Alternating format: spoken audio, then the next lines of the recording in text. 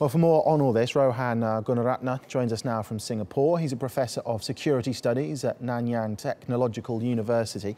Thank you very much for talking to us. Firstly, can I just get your reaction to this latest attack to strike the United Kingdom? The UK has faced a sustained threat from IS.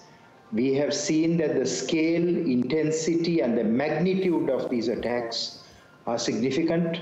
We have also seen that the police have responded very decisively at this point of time. The police should be commended for their response. And of course, the British government needs to do more to mainstream the migrant communities, the vulnerable communities at this point, so that more people will not be influenced by IS ideology. It's important to state at this stage we still don't know officially who carried out this attack or what their motivations were, but the UK has seen 3 attacks now of a similar ilk in 3 months. Before that, the last high-profile attack in the UK was 2005, 12 years ago. Why do you think there has been why has it intensified in recent weeks and months? The terrorist group that calls itself the Islamic State has been expanding.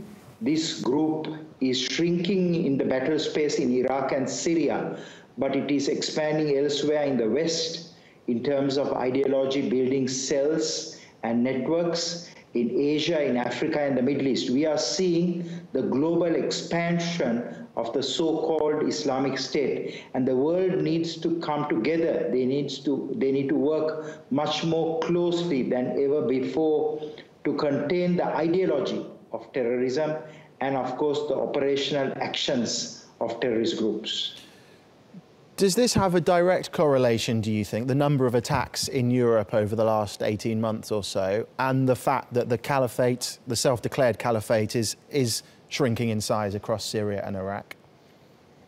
Absolutely, because when their battle space in the heartland in the Middle East is being disrupted, the ideology is spreading very rapidly, and also there is greater focus on putting pressure on those countries that have been fighting, that have been targeting the IS organization in Iraq and Syria. And that is why it is so important for the public to be alert and vigilant, and for governments to do more with community organizations to reach out to those vulnerable communities so that people will not be influenced by the IS propaganda and the false narrative of IS. For the foreseeable future then, do you think that this is something that people on the streets of London will have to get used to?